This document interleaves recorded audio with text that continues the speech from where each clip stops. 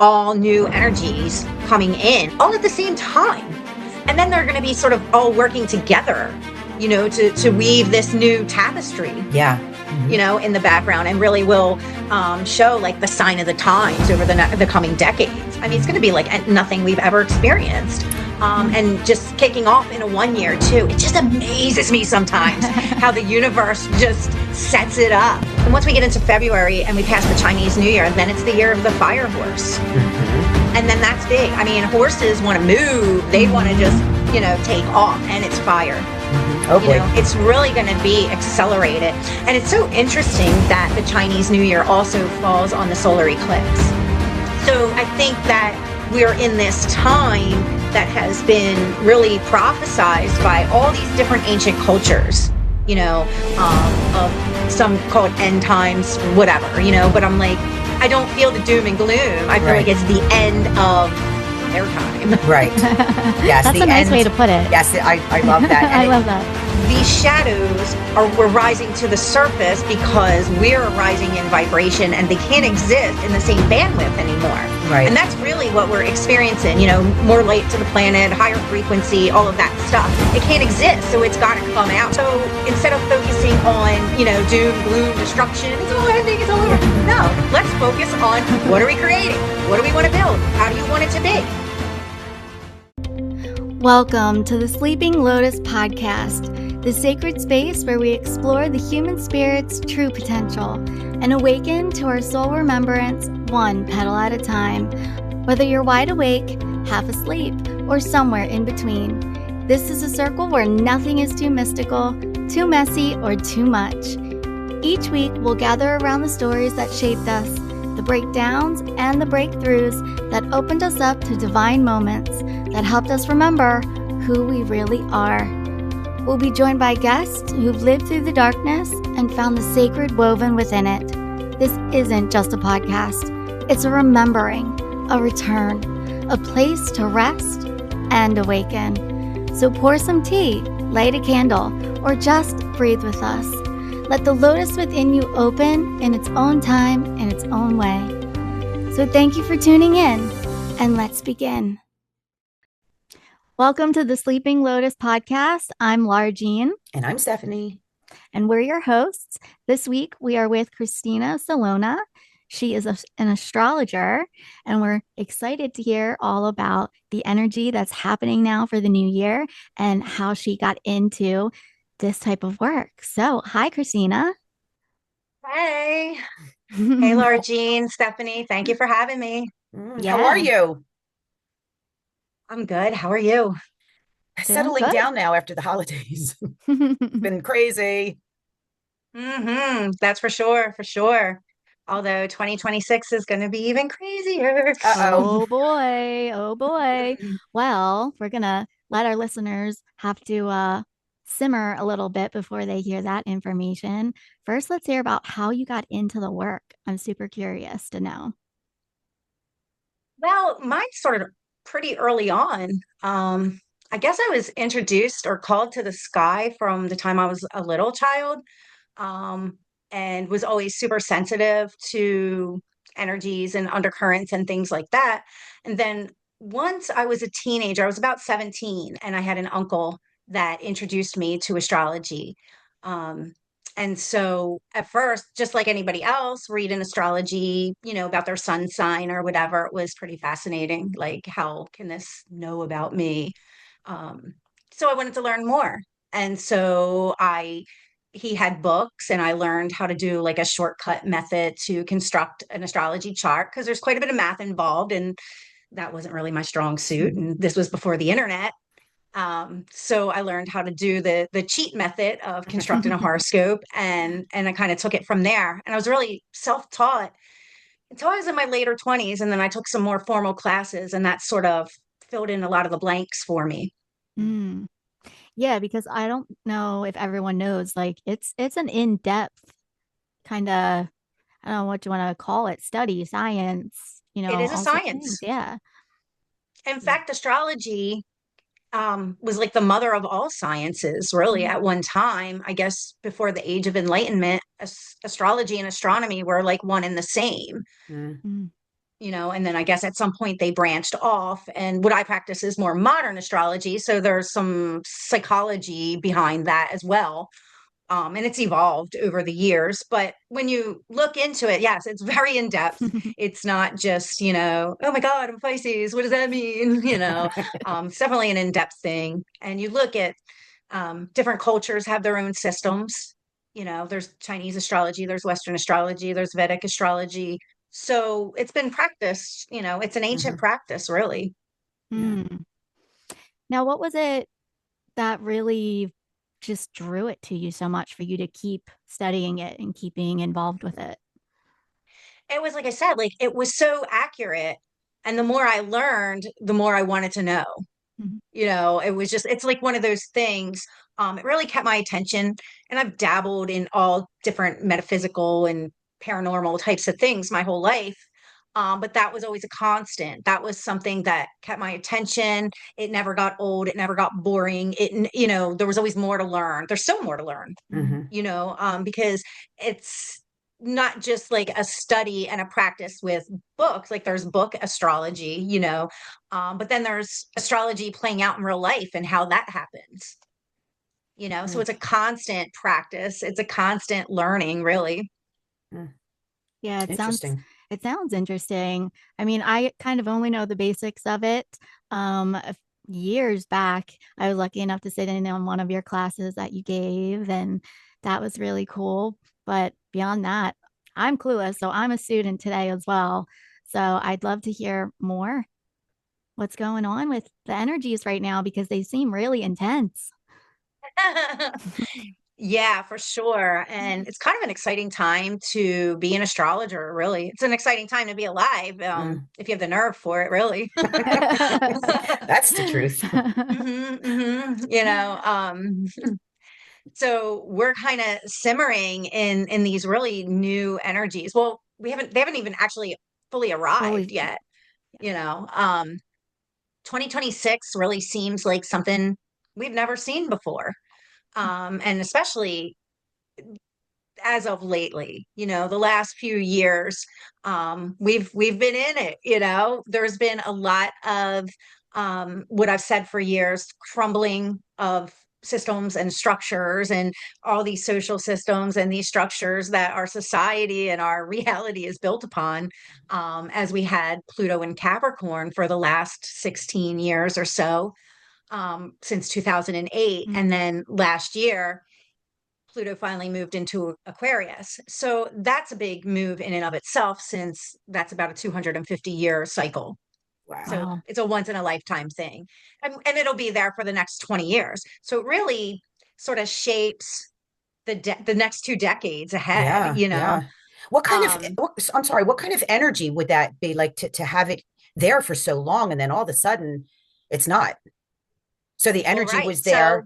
So if we think about what Pluto symbolizes, Pluto is the underworld and death and rebirth in essence. So while it spent 16 years through Capricorn, Capricorn is all about these social structures and hierarchical structures and everything. So what we saw was this crumbling of all of these things. And I was saying it for years, and people that worked with me for years, once we got past 2020, they were like, I thought you were talking about like buildings and stuff. And I was like, no, I mean everything. And you saw, especially in the last 5 to 6 years, everything was kind of like out on the chopping block, whether it was an educational system, healthcare system, government systems, financial systems, all of that. In fact, when we first had Pluto go into Capricorn, he entered Capricorn in 2008, we had a financial meltdown, So what we saw was this unearthing of all this stuff. Pluto can also be corrosion and corruption. So we saw the corrosion and corruption of all of these systems. And what was interesting is that also signaled the Pluto return in the chart of the US. So what I was saying for several years since 2016ish, I was like, we're coming up on like a second American Revolution. Interesting. And obviously, we've seen those kinds of energies. The last time we had Pluto in the late degrees of Capricorn, and now he's just recently moved into Aquarius. yeah, he's a slow moving planet, so he's going to be there for 20 years. But that's when we saw the first American Revolution and the French Revolution and stuff like that. So you can kind of see like that vibe is in the air, you Mm, know. It's more about the power of humanity. It's like a rebirth of humanity too, mm. you know. And not only that, but as we get into 2026 a little bit more, we'll have at the end of January, we'll have Neptune moving into Aries. That's a 165-year cycle. And then we'll have Saturn also moving into Aries. Um, that's a 30-year cycle. There's all these very large cycles. It really is like this whole paradigm shift that we have going on. And it's really starting in 2026. No wonder we haven't experienced anything like this before, not in our lifetime. I think you'd be hard pressed to ever look back and see when all of these outer planets that are slow moving and have really long cycles shift all at the same, roughly the same time. Hmm. It's Hmm. extraordinary. Mm. Hmm. It really is. Like, and it's interesting. I mean, like, not to scare anybody or anything like that, but as the last time, like I said, the last time we had Pluto in this space, we had the American Revolution and the French Revolution. The last time we had Neptune in Aries, I think it was the American Civil War then.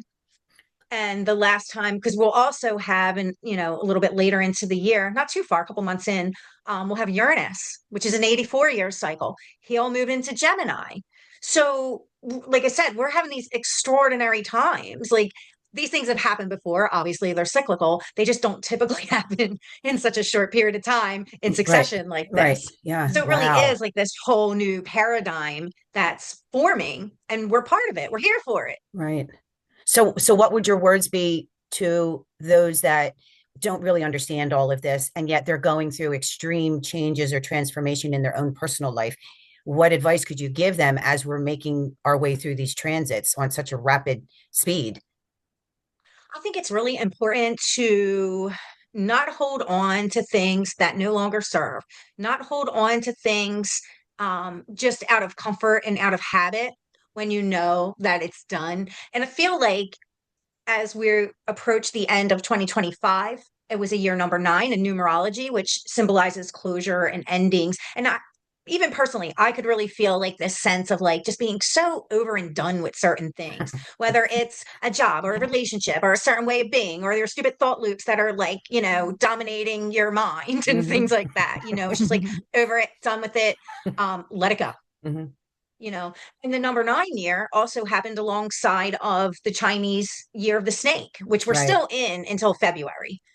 And that's about transformation and shedding a Shedding. skin, so we're still sort of in that shedding period, Hmm. before the new stuff really begins. Hmm. So it's interesting, and it's like stop white knuckling holding on to things, like out of, like I said, habit or comfort or whatever, because it's going Fear. number 1 year is uncomfortable because it's Mm. new. Everything is new. This is about new directions, new paths, taking steps, that are unfamiliar. It's about new leadership and new and sovereignty too. Mm. Mm. Interesting. So yeah, it is. It's fascinating. I mean, I know it's a bit shaky and scary because especially if you're super attached to everything that's Yeah. familiar, Hmm. because that's tough when you're just holding on for dear life and you don't know what's next, but I feel like there's a net. You know Right. what I mean? It's Yeah. like, Right. like Yeah. I just got the image of like trapeze people, Hmm. Yeah. Hmm. and it's like they're doing their thing and the other person's swinging and they're grabbing, but they're not sure. It might be Hmm. scary, Hmm. you know. Yeah, fear, I think, is a big possibility too for people. And those that think they're in control, which makes me chuckle because those of us who know you're not in control. And the universe does remind you from time to time that you're not in control. So maybe just letting go, taking a deep breath, finding faith or, some type of stability, getting ready, knowing that this is coming, like it or not, and Yeah. just learning how to navigate, as they say, adjust your sail through the storms. Yeah, exactly. It's like it or not, this is happening. So I think it's better to let things let them be. If it's Right. crumbling, let it crumble. Hmm. Don't try to Yeah. fix it Right. because Yeah. it's irreparable. Right. It's crumbling for a That reason. it is. It's crumbling for a reason because it doesn't work. It Right. hasn't worked. Right. So instead of focusing on, doom, gloom, destruction, it's all ending, it's all over. Yeah. No, let's focus on what are we creating? What do we want to build? How do you want it to be? Right, Right. Yeah. exactly. That's our focus right now is okay. Well, there's a lot of people that are seeing this and feeling it, maybe not understanding. So here we are, we're talking about it. It's raw, it's real, it's in your face, it's coming, buckle up, whether you like it or not. This is the way it's meant to be. So what do you want to do? Do you want to go hide in a corner somewhere and, throw a sheet over your head and pretend that one day it'll all go away and it'll be back to normal? We're not going back there. We're not meant to go back there. We're not going back. And so many things that we grew up thinking was normal never really Hmm. was. And that Hmm. was always It's apparent to true. me. So I always say like I was maybe a little bit ahead of my time always, because I'm like, why are we here? Why is this like this? None of this makes Oh sense. my God. So Yeah, that I think that's why I'm a little more absolutely. excited than a lot of Hmm. people. Yeah, it sounds very familiar. Yep. Hmm. Yeah, you have to be willing to question everything around you, even with yourself, you know? Hmm. Like, Yeah. question, Especially, is the view of myself really the true, authentic view? And if it isn't, then how do I get myself to, hold that properly? Yeah. it's like What are, peeling all the Mm-hmm. layers. yeah. And Well, there's a like you lot of said, the that. snake shedding its skin. Hmm. Yeah. Because once we get into February, and we're already in the 1 year starting January. Then once we get into February and we pass the Chinese New Year, then it's the year of the fire horse. Hmm. And then that's big. I mean, horses want to move, they want to Mm-hmm. just, take off, and it's fire. Hmm. Oh boy. It's really going to be accelerated. And it's so interesting that the Chinese New Year also falls on the solar eclipse. Oh And boy. eclipses in astrology are really a big deal. They already have a sort of like an acceleration to them. I always say it's like a portal, like an accelerated portal of time, and it seems to speed up events and things like that, changes your trajectory, perhaps. There's a lot of shifting in like cosmic static during the eclipse portal. It's about a 2 week period because they come in pairs. You'll have a solar eclipse, which is like an amped up new moon, and then you have a lunar eclipse 2 weeks later, and that's like an amped up full moon. So during the eclipse time, there's often a lot of things that come to an end, and opens the door to a new start, new beginning, new trajectory or something. So I always tell people give yourself some space and some grace around eclipse period, Yeah. because there are so many unexpected twists and turns. So that just can like limit your stress a little bit during Hmm. those times. But the year of the fire horse also begins on the eclipse, which I don't think that's a rare thing in and of itself to have the Chinese Mm. New Year on an eclipse. And eclipses are already accelerated, and then we have a fire horse. I mean, it's going to be like, giddy Party up. time. Yeah, if you're not running in the other direction. Oof. I'm sweating Yeah. thinking about it. Oh. Yeah, and it was interesting just to, I've been saying for the last several months about 2026 going to be a really big deal. It's going to be super accelerated. It's going to be like nothing we've ever seen. Although January, I thought, oh, well, that's a little bit of a calmer month. That's the month to sort of like set your framework for the year ahead. Hmm. And you already see, I mean, we're only 9 days in, and so much has happened already out in the Mm, world. I'm like, oh my goodness. So I can Hmm. imagine, in the coming weeks, it's going to be super accelerated. yeah. And I feel like, up there in the world, it's really going to change a lot of maybe geopolitical chessboard or whatever, Hmm. Um, I think things are going to be a lot different. Well, there seems to be a lot of changes already taking place, or maybe the energy, these things that we've noticed recently, these big changes that started before the new year.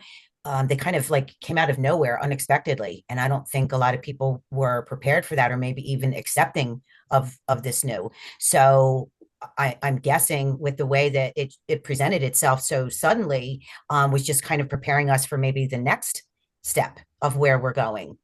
Well, that's what I mean. Like to me, looking as an astrologer, when I started looking at all the aspects for the year ahead, I'm like, okay, so January seems like the container or setting up the framework. It's not as accelerated. But then now we're in it, because this is like a couple months ago when I was looking at it, now we're in it and I'm like, wow, this is already like taking off like wildfire. So I kind of can't even imagine. Mm.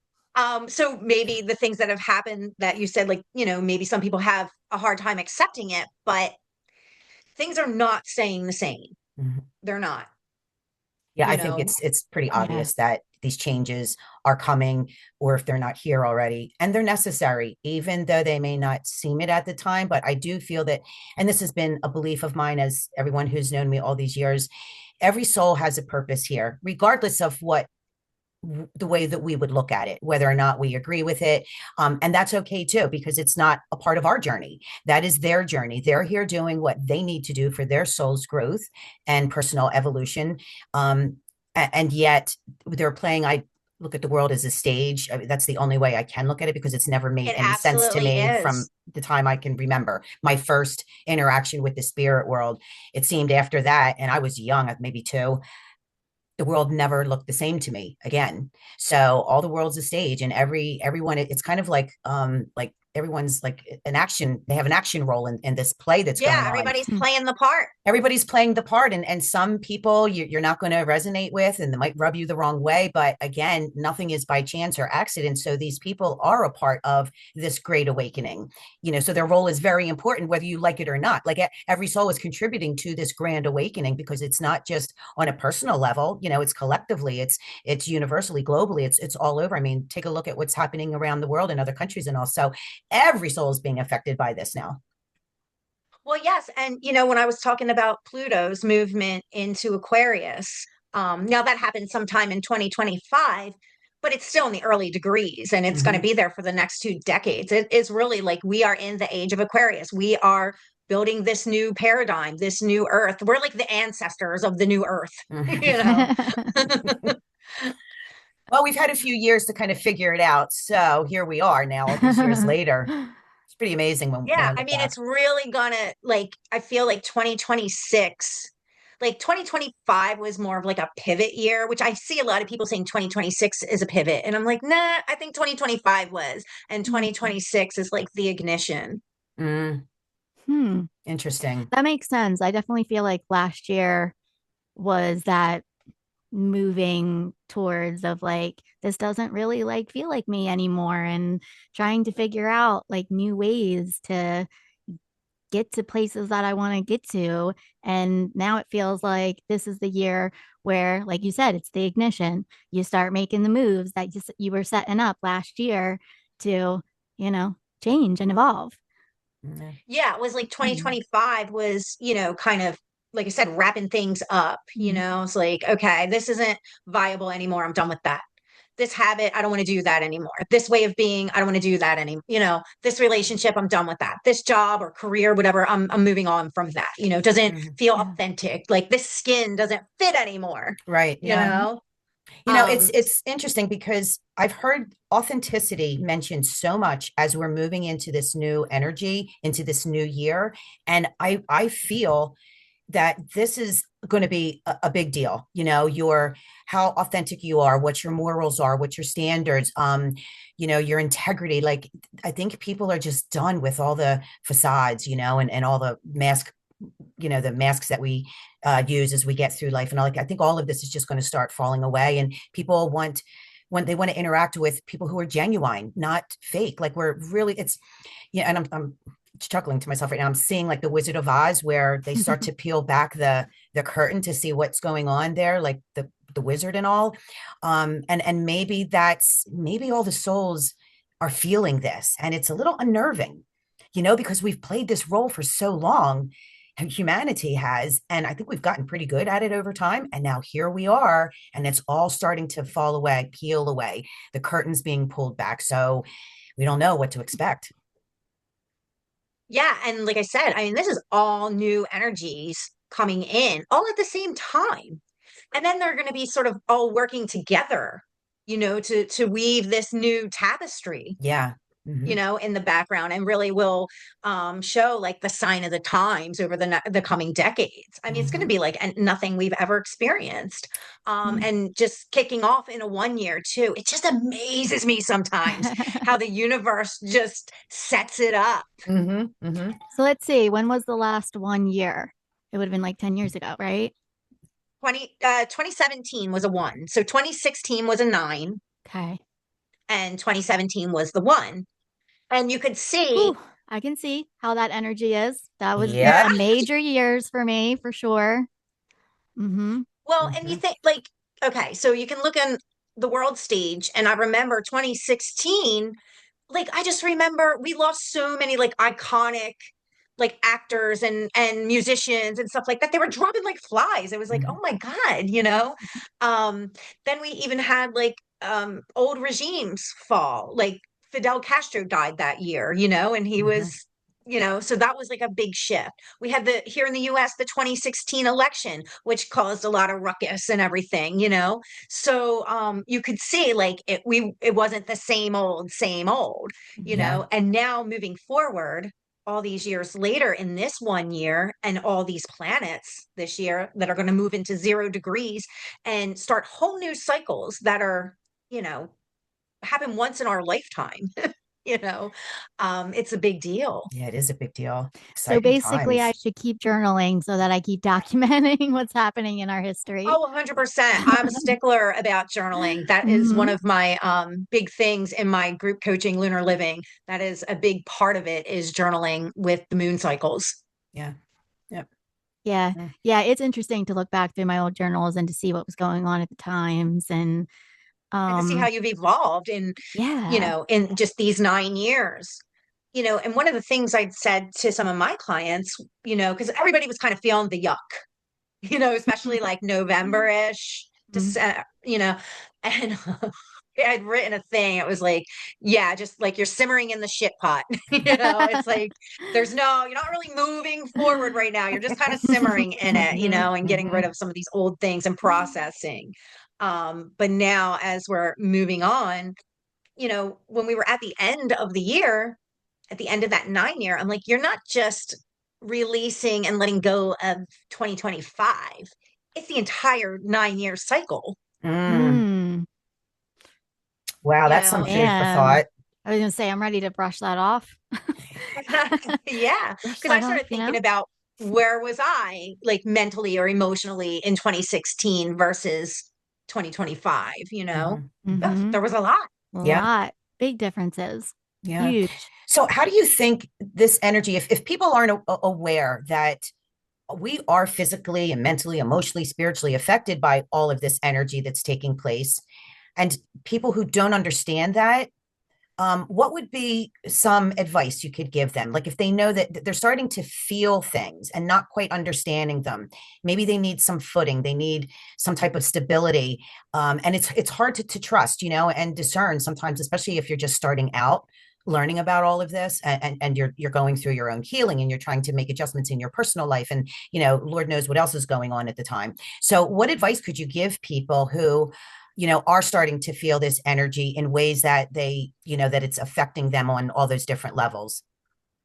Well, what you just said as far as like discernment, and I think that that is going to be a big theme moving forward, especially as Neptune moves into Aries. Again, that's a 165-year cycle.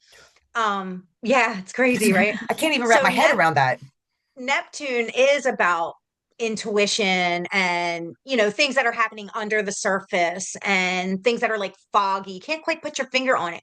But in Aries, it's a lot more direct. And I feel like now it's going to be there for 14 years. So you have some time to, put this to work. you know. But I feel like during that time, I think sharpening your intuition is going to be a key thing, especially because there's things that are going to be radically different. And we had talked before, is like almost like these two different paths exist, and they almost look very similar, but they're not. They're strikingly different. And I think sharpening your intuition and following that and listening to your inner voice and working with that is going to be key moving forward. Good you know, advice. and then of course there's all kinds of practices to get in touch with Hmm. that, you know, whatever works for you. Um, Astrology is one of my main ones, you know, just because is a science, you know, you can Hmm. track it. That's why I teach lunar living with the moon, because it's the easiest thing to track. It changes sign every 2.5 days and it has a new cycle every month. So you can journal that and you can be like, okay, well, this was this, and this is where I needed to Right. focus this month. Right. You know, it's anybody can do that. Hmm. Hmm. Wow. You don't have to be an astrologer. You have to put a little bit of time and effort and practice into it, but you don't have to know a whole lot. Hmm. Hmm. That's good. That's good to know. So we're moving.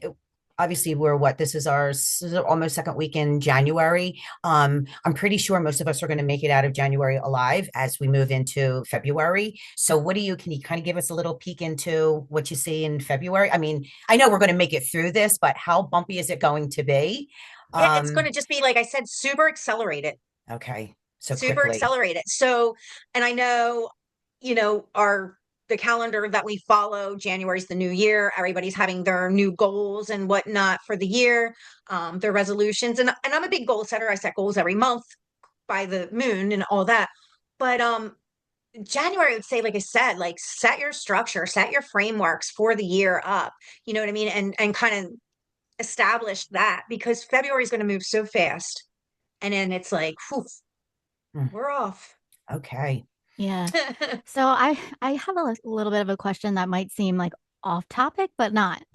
Okay. So you know how that they changed the calendar, like I don't know how many years ago.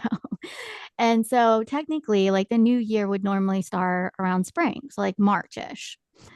Does having that shift for the human being cause any disruption to them? I kind of think it does. Yeah. Like I know there were people, you know, the last week or so, they're like, oh, we're doing our vision boards and this and that. And I always do vision board for the equinox, because Mhm. that's the start of the astrological new year. Right. Right. You know, so that just makes sense to me. And, you know, I'm also a homeschool parent. So we would always do our little artsy, now I have a teenager, but, you know, when he was smaller, you know, we could Hmm. do fun little vision board type things. And, you know, I always did that for the equinox. Mm. Um, just like I said, you look outside, it doesn't look like a new start. Mhm. You know what I mean? There's Right. no leaves on the trees. Everything's Still kind in of dormant. hibernation mode. Yeah. Yeah. So yeah, I mean, there's definitely something to that. Like I said, the astrological new year starts with the spring equinox. That's when the sun moves to 0 degrees Aries and starts the whole new cycle. That makes sense. Now, I've been living in this space for about 10 years and I'm completely immersed in the woods. And it has been such a teacher to me as an astrologer. It really like deepened my practice, how Mhm. I'm immersed in nature and I can observe it closely. And it's fascinating, you know, to see the cycles of nature. And when you look at, you know, like the Celtic wheel of the year, and you don't Mhm. have to be a Wiccan or any of that, but those ancient people, they knew They something, did know For you something. know, sure. you Yep. know, like, you know, when they have the August 1st, their feast day. And I notice living here, and like I said, I'm in the forest basically. Every August 1st, I find the first acorn, and it fascinates me. Such a little thing. Oh, an acorn fascinates me every time, because I'm like, this is the start of that. That's a Sabbath day for them, Hmm. and this is like when it's like the first harvest, basically, Hmm. you Mhm. know, and first acorn falls. You know, I can start to see like when things die back, when the leaves start to fall. Trust me, you live in a forest, the leaves fall all year. But it's fascinating. Like they knew something, and somehow, again, systems and that were created, without sounding too much like a tinfoil hat person, but it had always sort of occurred to me that a lot of systems that were considered normal in our society were sort of like against our grain and didn't Hmm. Yeah. make sense to me. And since I was a kid, that was like a thing for me. Like, well, wait, why do we do it like that? Or why do they put it this way? Or, you know, Hmm. Hmm. and Instead then of you're told like, well, that's following, just the way it is. right, you're Right. told that instead of allowing our body to follow its natural cycle of the seasons Right. astrologically, and other modalities that we like to practice or things that we like to learn about. We weren't given those opportunities growing up. We were in a very confined, restricted environment, with a lot of structure and a lot of authority, and not much of it was in our favor. So here we are. Call us rebellions, call us, whatever you want. There's a lot of names for us. I'm like sticks and stones, whatever. You have to, because if you don't, you're going to have a really hard time getting through this. But we know deep down inside, we know that there's more than what is being offered to us here. And if you go within, give yourself that time to go within and do your own soul searching, get down, get in there, find out where those wounds are located, and ask for assistance from the universe, and maybe start to understand more. If you're, if you gravitate towards any teachings in astronomy or astrology or numerology, like there's a reason for that. This could be your calling, and you just never know what you're going to find out along the way. And then you get to share that with other people. So if there are people who are listening and they do kind of feel that little nudge, maybe not their calling, but it's definitely something they want to know more about, what advice could you give them?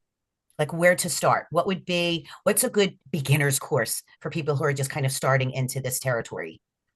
Well, like I said, if you want to use it in a practical way, you follow the moon. That is the easiest way. It's pretty simplistic. When you think about it, ancient cultures had always followed the moon phases. They hunted by it, they fished by it, they farmed by it, all of that kind of thing. Women's cycles follow that. We're in tune with that, whether we know it or not. Right.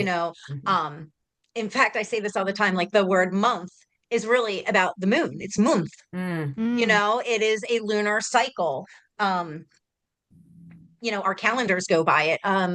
Like I said, women's cycles go by the moon, all of that kind of stuff. The height, we're mostly made of water, and the moon can pull the tides of the ocean. So surely it has an effect on us, right? And the ancient people, they knew stuff, Yes, they definitely did. I don't believe that they were as primitive as we're taught. And you have these ancient civilizations that build monuments, based on star patterns and stuff like that. So they definitely had some connection to the stars. Yeah, look at Egypt and the pyramids. Start doing a little bit of research into that and finding out how they were aligned at just the right time of certain settings or positionings of, the stars and the moon, and what was activated or what still is activated during those times. Like there's a lot of information out there, and you just have to find out what resonates with you. Yes, or something like Stonehenge, on the solstices, when it can shine light in a particular place. I mean, do we really believe that these people were so primitive? I mean, do you know the mathematical precision that they would have to know? Yeah. It's astounding. Yes. And I think these are what more and more people are going to learn as time goes on, that it is okay to break free of all of this control and authority. If it's not resonating, then there's really not much there for you. And you have to kind of like start to go out on your own and explore all these different areas. Yeah, and I think we're gonna have more and more of that. Like I said, we're definitely birthing this whole new world and this whole new paradigm. Like it's not on its way, it's here. We're in it. We're here for it. Yeah. Yes, we are. Yep, you have no choice but to go along for the ride. Yep. Well, I mean, like I said, you can white knuckle your way and hold on to old things that don't work. That's only going to be to your detriment. Yeah, because eventually it'll be you're pride leaving from yourself your grip. unhappy. So I really do think moving forward, I think sharpening your intuition and getting in touch with that is going to be important. Having a personal relationship with spirit, with God, with the creator, whatever you want to call it. We don't need to like quibble about names and all that kind of stuff. It's about having your own personal relationship. And I think that's going to be important moving forward. I also think that, like I said, not holding on to old things that don't work. Right. Whatever it may be. Because we're all going to have our own personal challenges in this. We're not scot-free. We're not, getting the hall pass. No. And that includes relationships and careers and, just maybe what's your routines during the day, or maybe things that you think that are important. All of a sudden you realize, oh, maybe they're not as important as I thought they were, a couple of months ago. So again, you start to feel the shift. I think a lot of people are going to have a number with that one, you know, because again, they're sort of like trapped in a certain thought and certain paradigm, of like, this is how it's done. This is how it's always been. Mhm. Not really true, but, Yeah. um, A lot of resistance there. A yeah. lot of And like I said, resistance. that's going to be to your own detriment, like it's like you're in a building that's collapsing, you know what I mean? Hmm. Are you going And to you, stay there? Because like, well, this is my home, so I'm planting my flag right, here. right. Yeah, I think it's, there is some common sense involved here as well. But obviously, there is a rapid fire going on. And if it's not in your personal life, then and it eventually will trickle in there too if you're not taking care of your business. But you're noticing in the outer world too that there's things happening very quickly and maybe some things we don't understand. And I'm sure there will be more here to test humanity as we step into this new world. So we're kind of on the brink. Which reminds me back in 2006 that's what I had posted on my website at the time, that humanity will be brought to the brink of its own existence. And a message that I heard from my guides years ago when we were all meditating is the day will come where there will be no more fence sitters, that every single soul will need to choose the direction that they're going to go. And it doesn't have anything to do with one specific direction. It has the choice of moving either collectively together to bring about a very long overdue change to this planet, or continue to stay in that frequency that you're most comfortable with, but may not be the best place for you. But learning to let go and to trust, and as you said, to tap into source, and maybe open up your mind a little bit and start listening to other people who are going through something similar, or who have gone through it, and then they've learned ways to get through it, so it's not quite as uncomfortable as it needs to be. But again, that choice is yours. So I'm not so sure how many people will say, oh yeah, I need to stop this right now, I just can't do this anymore, and I need to go where I'm being pulled to go. So it's going to be not only is it going to be interesting for us as we move through it, even knowing what we know, but kind of curious as we're watching the rest of the world move into this enormous shift, and what's Yeah, going I to think take place. a lot of them, because this is really like a collective awakening, that it, and like I said, you have this revolutionary type of energy in the air, and of course it's playing out on this earthly plane, in this Right. 3D realm of, Stage, yeah. Hmm. yeah, but it's happening on another level Hmm. at the same time, And how do you get people to um, see that though? Because those that are stuck still thinking that they have to participate in that energy, and they don't. They actually need to learn how to detach themselves from it, to observe it from a different perspective, and instead go within and start working on yourself. Like, this is your time. This is your time to work through your own stuff, and get to the place that you need to be. Because I think so much time spent on this nonsense that's going on is just a waste of your time and your energy. And then what's going to happen eventually is when this all starts to fold into itself, where does that leave you? yeah, I just feel like everybody's at their own level, you Hmm. know what Oh I mean? yeah. And everybody kind of, Yeah. comes to it at their own pace. And Right. you really can see in the last several years that accelerated awakening, things that, we were probably talking about a decade ago or even longer, Longer, yeah. that sounded so crazy to people. Now it's like a mainstream, it's on the lips of normal people, Right. you Yeah. know? Just regular conversation. Hmm. Yeah. So we are actually making progress, probably not Yeah. as quickly as we would like, but who knows? Like I said, this is going to be a very accelerated Yeah. year. Hmm. So we'll, And we'll I see.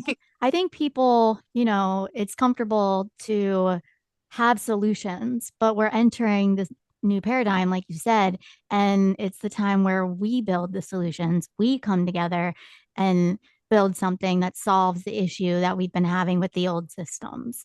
And I'm seeing that start to pop up in different avenues, whether it's medicine or like mental health, or like just different things. I'm seeing people come together and say, hey, we're going to build a new system because this isn't working.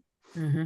I think I just want to mention with Pluto in Aquarius for the next 20 years, I think it'll be sooner, but I think we're definitely going to see some breakthroughs with technology and medical stuff. I think that that's definitely coming. Like I said, then we'll have Uranus moving into Gemini. I think we're going to see like definitely newer communications technology and things like that, like way more advanced than what we have even now. Hmm. Probably new breakthroughs in transportation. Maybe we'll have Hmm. flying cars. I would not doubt it. Aviation, things like that. Even like like the roadways, bridges, things like that, like other methods or other, better ways. Hmm. um Mm-hmm. I also feel like anything to do with like magnetism and electricity, which is interesting, because I feel like that really can power things, so I feel like in the very near future, maybe some other form of renewable energy having to do Hmm. with electricity and magnetism and that sort of thing. That's how the energies look to me. Hmm. Mm-hmm. Someone else maybe not. I don't know.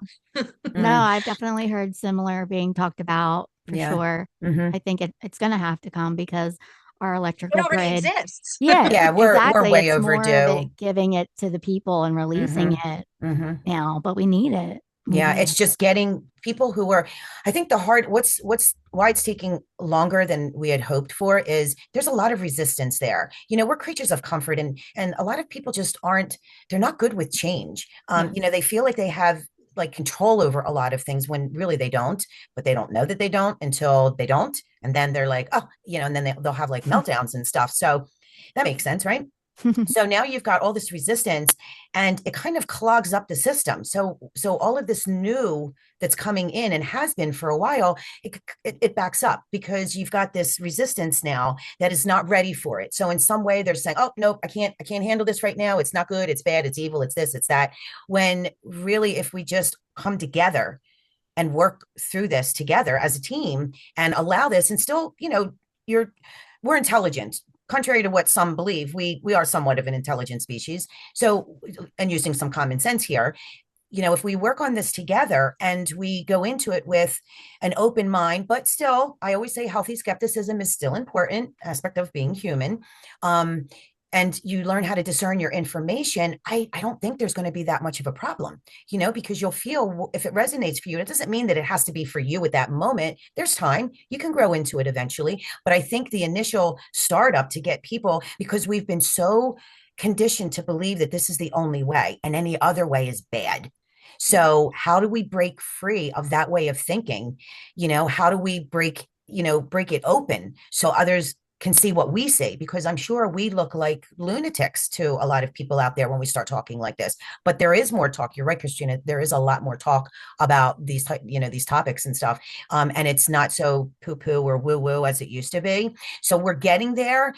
I kind of wish we could go a little faster because I feel like we've been Well, you talking might get your about this wish. 20 years ago in my living room, right? We were talking about all of this and we're like, what on earth are they showing us? Like, how does this even fit into our reality? And here we are 15, 20 years later, bam, that fast. And I think that, everything, especially in the last few years, people have this notion that, oh, it's so bad now. The world is just so bad now. Yeah, And it's um, not.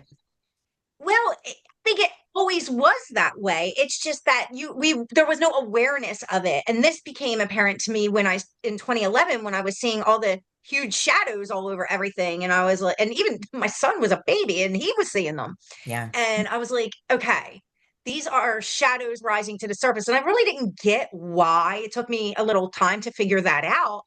And I'm like, okay, I get it. These shadows we're rising to the surface because we're rising in vibration and they can't exist in the same bandwidth anymore. Right. And that's really what we're experiencing, more light to the planet, higher frequency, all of that stuff. It can't exist. So it's got to come out somehow. Right. And, Yeah. people have to, reconcile that. So I think eventually we could get to the point where, yeah, none of these, what I call like the powers that shouldn't be. I mean, they've had control over this realm for a long time. Mm-hmm. They have control. Like we have a lot of problems, but they're not unfixable problems. They Right. could be fixed with some common sense and some effort in the right direction or whatever. Mm-hmm. Mm-hmm. But the problem is the resistance is the powers that shouldn't be. That's Mm-hmm. really what it comes down to. And, whatever brainwashing they have on some people, to think that they're limited. Um, Yeah. so I think that we're in this time that has been really prophesized by all these different ancient cultures, of some call it end times, whatever, but I'm like, I don't feel the doom and gloom. I feel like Right. it's the end of their time. Right. Yes, That's a the nice way end. to put it. Yes, I love that. And I love that. in a sense it is, it's just an end of it's ending the way that we knew it. And so you can't have it both ways. You can't have both here and live the way we want to see this world live. So I think this is what all of this bubbling up to the surface is. And, it's hard for people to understand that. And I think when we have guests like you and a few of our other guests that we've had recently talk about these significant changes that are taking place and how important it is, not just for the planet, but for us collectively as a human being. And we understand that there are better days coming. And yes, the world doesn't look very pretty right now. You do have to go out and find those diamonds in the rough yourself, and they're there, and you're not alone when you're doing that. So once you feel that, okay, I do feel it. I feel it inside of me that it is going to be okay. Like this is just a little bumpy road that we're on right now, but it's leading to a better path. And if we have faith and we just continue to focus on the positive changes that we want coming, I think we'll get through this with minor cuts and bruises. Yeah. Yeah, well said. Well, I feel like I need to put like a seatbelt on for this start of 2026. Whew. Yeah. All right, Yep. everyone, Table buckle trays up. up. Yep. Yes. Buckle up. We're about to Buckle take up. flight. Exactly. We are taking flight. Yeah. Well, Christina, we appreciate you so much for coming on here. We do hope to have you back to give us more updates on the energy that's happening. And of course, to share whatever is going on with you and what you offer. Is there anything that you'd like to share with the listeners on how they can get involved with you, reach out to you, or anything like that? Sure. I write a lunar forecast twice a month for each new and full moon. You can subscribe to it on my website for free. If you want to work with me, there are other ways to do that on my website as well. Lunarlivingcoaching.com or newearthharmonycenter.com. You can find me. The newsletters I look forward to them because it sometimes, Same. I struggle a little bit, and all of a sudden here comes Christina with her newsletter. It's like, okay, I can take a deep breath now. I understand. Exactly.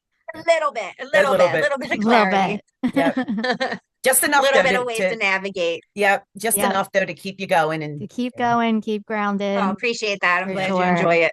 Absolutely. Yes. Thank you so much, Christina. It's been amazing. And very insightful and very excited to have you back on. I mean, I know we haven't even finished up this show yet. I'm ready to have you back on again because I know there's so much more there to share. Awesome. Well, I'll be happy to do it. Yay. Thank you. Thank you for having me. This was great. Of course. You're welcome. All right, guys. Thank you for listening to another episode of the Sleeping Lotus podcast. We'll have links below for you to reach out to Christina and give us any feedback about what you guys are experiencing with the energies. And stay tuned for the next episode. We'll see you next week. All right. Bye-bye, everybody. Bye.